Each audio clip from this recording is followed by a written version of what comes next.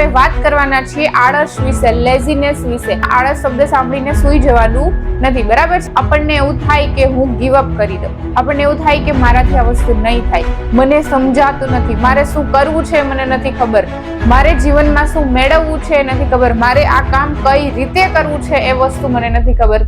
Vacation દરમિયાન આપણે મોજ મસ્તી તો બહુ કરી લઈએ, પરંતુ જ્યારે વાત ડિસિઝનની આવે આપણા માઇન્ડમાં બહુ મોટું કન્ફ્યુઝન, બહુ મોટો ક્વેશ્ચન માર્ક આવીને ઉભો રહી જાય છે. તમારા મનનો જે ડર છે એ તમારે કાઢવાનો. જો તમે મહેનત જ નહીં કરો, જો તમે પહેલું પગથિયું જ નહીં ચડો અને જો તમે એવું જ રાખશો કે મારાથી નહીં થાય અને હું હારી જઈશ, મારાથી આગળ એક પેજ પણ નહીં વંચાય, મને ઊંઘ આવે છે, હું થાકી ગયો છું, મારાથી મારા શરીરની અંદર શક્તિ જ નથી, ક્યારેય ભવિષ્યની અંદર એવું થાય કે તમે હારી ગયા છો, તમારી પાસે બધું લૂંટાઈ ગયું છે, બધું જતું રહ્યું છે. એક્ઝામના 10 દિવસ અગાઉ તમને એવું થાય કે મને આ વસ્તુ નથી આવડતી, હવે મારાથી ભેગું નહીં થાય, હવે હું મૂકી દઉં, હું સ્ટ્રોંગ છું, હું મજબૂત છું. હેલો વિદ્યાર્થી મિત્રો, કેમ છો? બધા મજામાં? આશા રાખું છું કે તમે બધા સ્વસ્થ અને મસ્ત હશો, બરાબર છે? તો હું સંગીતા ભંડેરી અમારી યુટ્યુબ ચેનલ સ્ટડી માસ્ટરની અંદર તમારા બધાનું ખૂબ ખૂબ સ્વાગત કરું છું. પાછળ કંઈક તમને દેખાય છે, શું દેખાય છે? તો એવું છે કે how to stop laziness.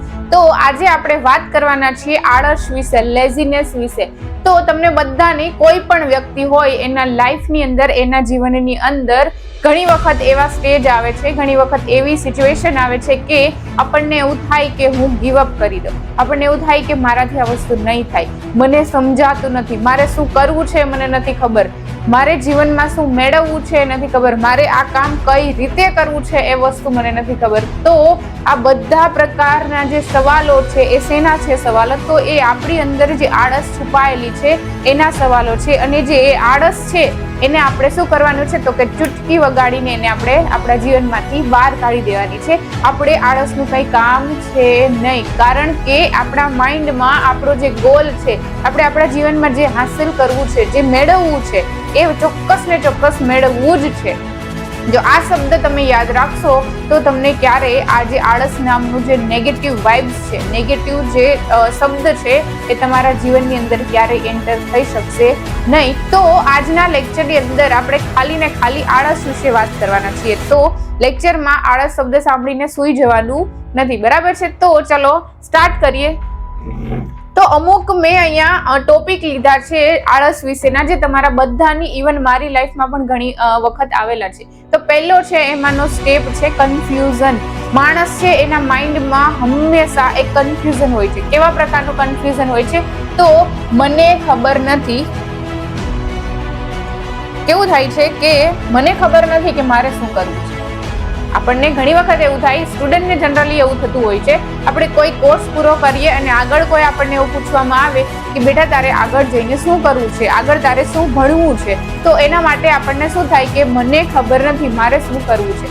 Vacation દરમિયાન આપણે મોજ મસ્તી તો બહુ કરી લઈએ, પરંતુ જ્યારે વાત ડિસિઝનની આવે કે ચલો આપણે હવે ડિસાઈડ કરવાનું છે, નક્કી કરવાનું છે કે આપણે શું કરવું છે, ત્યારે આપણા માઇન્ડમાં બહુ મોટું કન્ફ્યુઝન, બહુ મોટો ક્વેશ્ચન માર્ક આવીને ઉભો રહી જાય છે. શું છે? તો કે મને ખબર નથી મારે શું કરવું છે, મને ખબર નથી મારે શું કરવું છે. તો તમને જ ખબર છે કે તમારે શું કરવું છે, તમને પોતાને જ ખબર છે કે તમારે શું કરવું છે, બાકી કોઈને ખબર નથી કે તમારે શું કરવું છે. તો આ જે સવાલ છે એ ખાલી તમારા મગજની અંદર જ છે. તમારું જે બાકીનું જે સબકોન્શિયસ માઇન્ડ છે, તમારા જે બાકીના અંગો છે એને તો ખબર જ છે તમારે શું કરવું છે. તમારું જે હૃદય છે, તમારી જે આત્મા છે એને ખબર છે તમારે શું કરવું છે. તો એ જે મગજનો ક્વેશ્ચન છે એને દૂર કરવાનો છે. અને દૂર કઈ રીતે થશે? તો કે તમારે એવા લોકોને પસંદ કરવાના છે જે આ ક્વેશ્ચનમાં તમને મદદ કરે. તો એવા કોણ? તો કે તમારા સગાવાલા, તમારા પેરેન્ટ્સ, તમારા મિત્ર, તમારા ગાઈડન્સ, તમારા શિક્ષકો, એવા લોકોને જઈને ગાઈડન્સ મેળવવા છે કે તમારે શું કરવું છે. બધા લોકો અલગ અલગ કહેશે કે તું ડોક્ટર બન, તું એન્જિનિયર બન, તું આઈટીમાં જા, બહુ બધું કહેશે. પરંતુ આ બધામાંથી તમને ખબર હોવી જોઈએ કે તમારી જે સ્કિલ છે, તમારા અંદર જે આવડત છે, તમારે અંદરની જે આર્ટ છે એ તમે કઈ રીતે આગળ વધારશો, એ તમે કઈ રીતે બહાર લાવશો. તો એના માટે તમારે જે આ ક્વેશ્ચન છે એનું સોલ્યુશન સૌથી પહેલા લાવવાનું છે. તો જે કન્ફ્યુઝન નામની આળસ છે આપણા અંદર, આપણા મગજની અંદર, તો એને સૌથી પહેલા શું કરવાની છે? તો કે દૂર કરી દેવાની છે. મને શું કરવું છે એ મને ખબર જ છે. છેલ્લે ક્વેશ્ચન શું થવો જોઈએ? સેન્ટેન્સ કેવું બનવું જોઈએ? મને શું કરવું છે એ મને ખબર જ છે. તો પછી છેલ્લે લોકો કેવા આવશે ત્યારે કહી દેવાનું કે મને ખબર છે મારે શું કરવું છે. બરાબર છે. હવે નેક્સ્ટ જોઈએ તો નેક્સ્ટ કંઈક કેવું છે તો કે ફિયર. આપણામાં ડર હોય છે. શું ડર છે તો કે મારાથી નહીં થાય, મારાથી નહીં થાય, પરંતુ બેટા તારાથી જ થશે. બીજા કોઈનાથી આ વસ્તુ થવાની નથી, તારાથી જ થશે અને ફક્ત તારાથી થશે. તો એ જે ડર છે આપણાની અંદર કે મારાથી નહીં થાય, પરંતુ તમારે એક વસ્તુ યાદ રાખવાની છે. શું રાખવાની છે તો કે I can and I will. I can, I will. મારાથી થશે અને હું કરીશ, મારાથી થશે અને હું કરીશ. મારાથી આ બધી જ વસ્તુ થવાની છે. મારાથી સિલેબસ પણ પૂરો થવાનો છે, મારાથી 100 માંથી 100 માર્ક્સ પણ આવવાના છે, મારાથી આ એક્ઝામ ક્લિયર કરવાની છે અને હું એ બધી જ વસ્તુ કરીશ. તમારા માઇન્ડમાં જો આ વસ્તુ યાદ રાખી લઈશું, આ જે ગોલ છે એ યાદ રાખી લઈશું, તો ચોક્કસ દુનિયાની કોઈ તાકાત નથી કે તમને એ વસ્તુ મેળવતા રોકે. તમારા મનનો જે ડર છે એ તમારે કાઢવાનો છે. તો ડર સૌથી પહેલા તમારે પોતાના હાથે જ નીકળશે, બીજો કોઈ વ્યક્તિ એની અંદર હેલ્પ કરશે નહીં. શું કરવાનું છે? I can, I will. મારાથી થશે અને હું કરીશ. બરાબર છે. નેક્સ્ટ જોઈએ. નેક્સ્ટ શું છે તો કે ફિક્સ્ડ માઇન્ડસેટ. લોકો છે ને હંમેશા માઇન્ડમાં એક વસ્તુ ધારી લે છે, નેગેટિવિટી. કેવા પ્રકારની? તો કે મને હારી જવાનો ડર લાગે છે.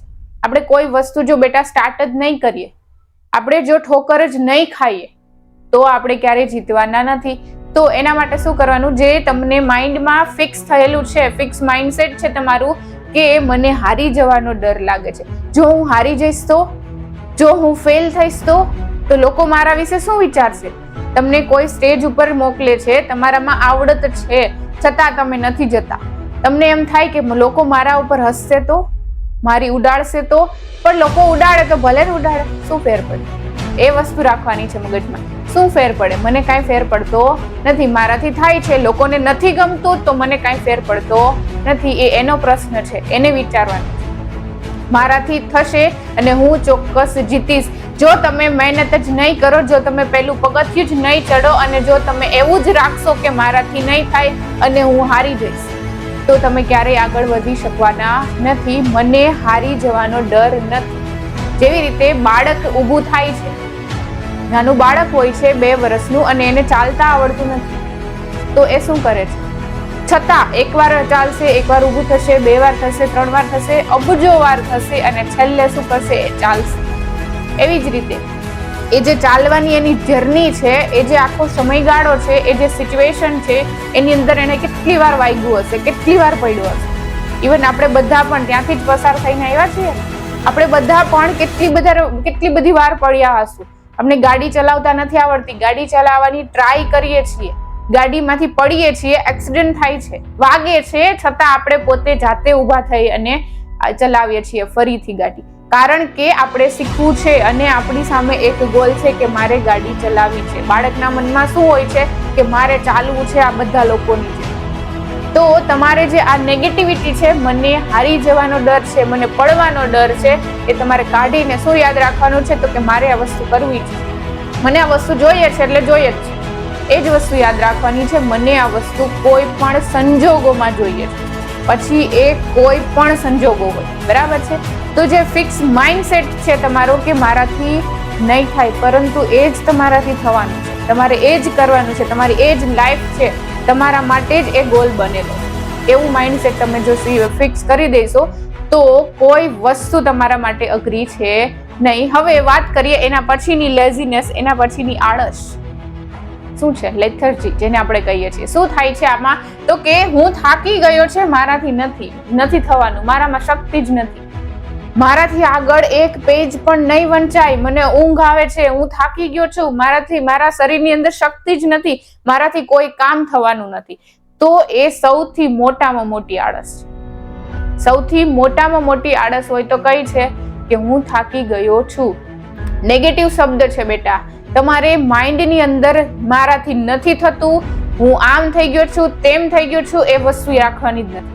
જો તમે એક વિદ્યાર્થી હોય અને જો મારો લેક્ચર સાંભળતા હોય તો એ તમારા માટે ખૂબ ઇમ્પોર્ટન્ટ છે કે તમે ઓલવેઝ પોઝિટિવ વિચારો. તમારું જે સબકોન્શિયસ માઇન્ડ છે, અર્ધ જાગ્રત મન છે, એની અંદર નથી નામનો શબ્દ હોવો જ ના જોઈએ. તમારે નથી એ શબ્દ તો રાખવાનું જ નથી. શું કરવાનું છે? તો કે મારાથી થશે, મારામાં શક્તિ છે, હું કરીશ.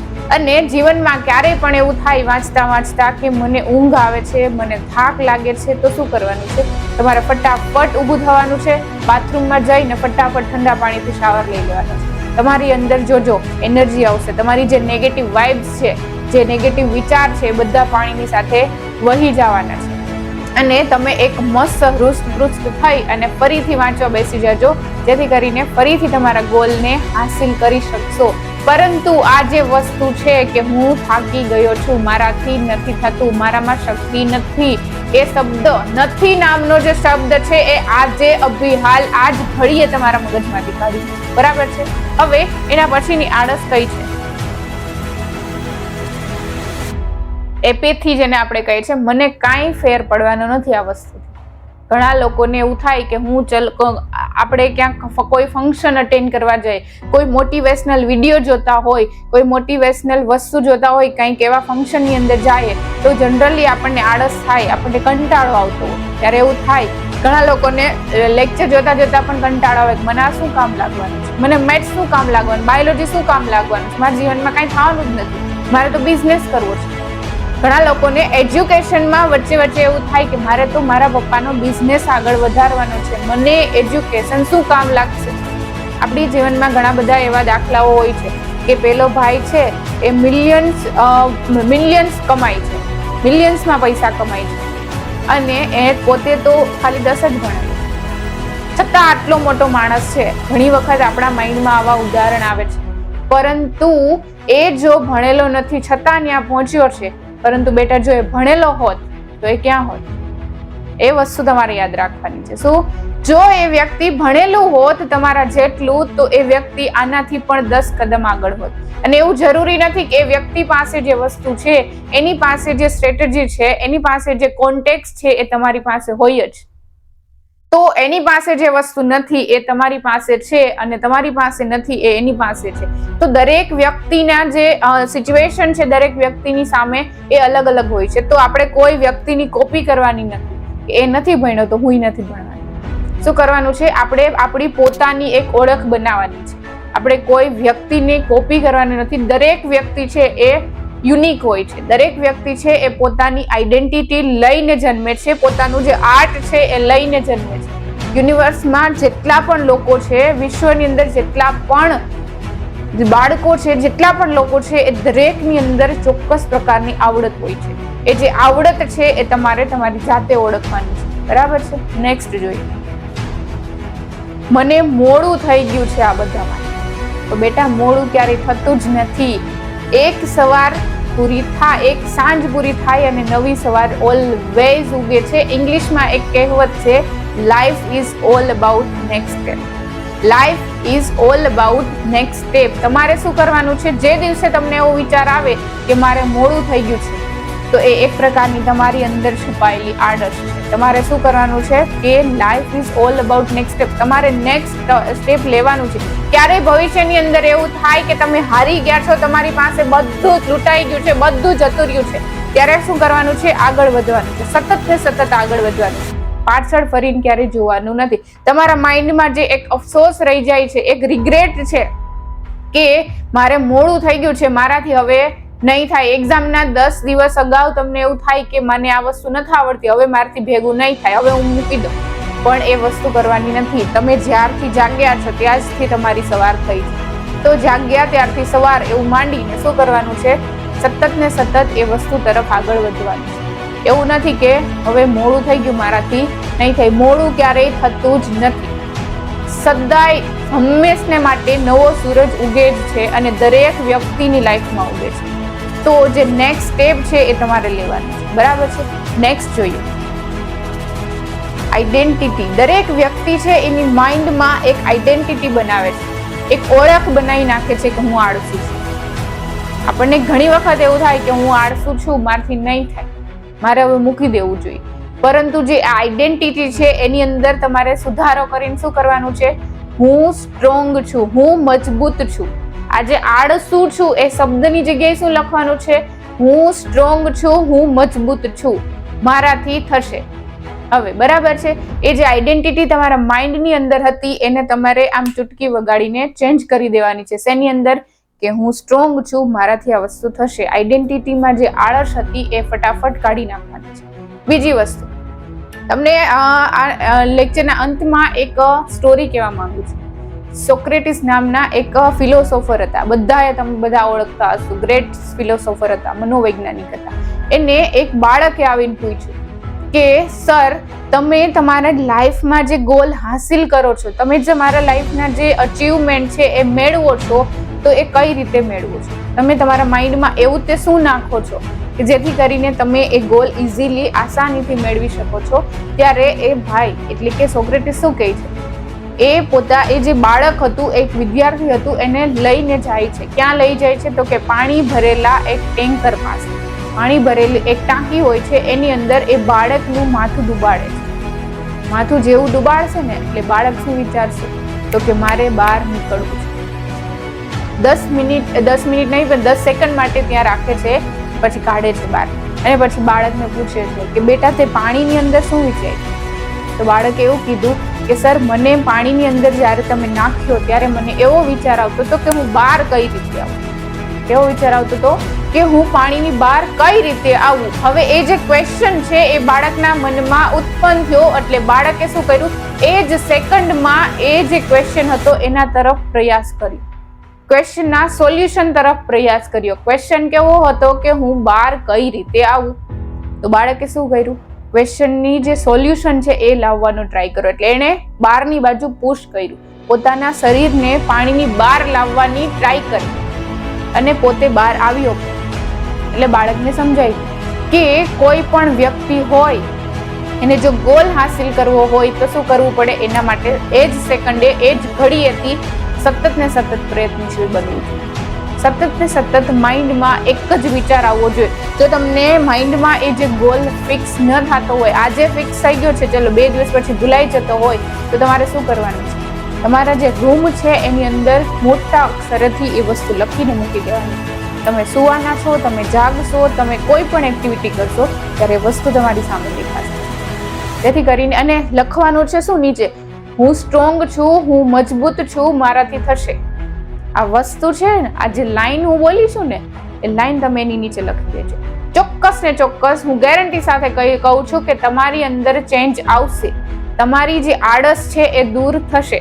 તમારી અંદર આળસ નામનો શબ્દ, તમારા મગજની અંદર 2 શબ્દ તો ક્યારે હોવા જ ના જોઈએ.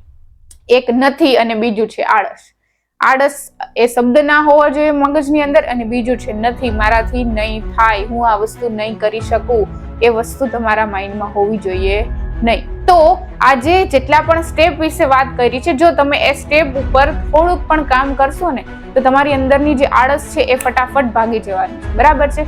તો મારા લેક્ચર સાંભળવા બદલ ખૂબ ખૂબ આભાર. અને સાથે સાથે વિડીયો ગમ્યો હોય તો લાઈક કરજો, ઘણા બધા ફ્રેન્ડ મિત્ર સાથે શેર કરજો, અને અમારી યુટ્યુબ ચેનલ ઉપર જો તમે નવા હોય તો ફટાફટ સબસ્ક્રાઇબ કરી દેજો. Thank you so much.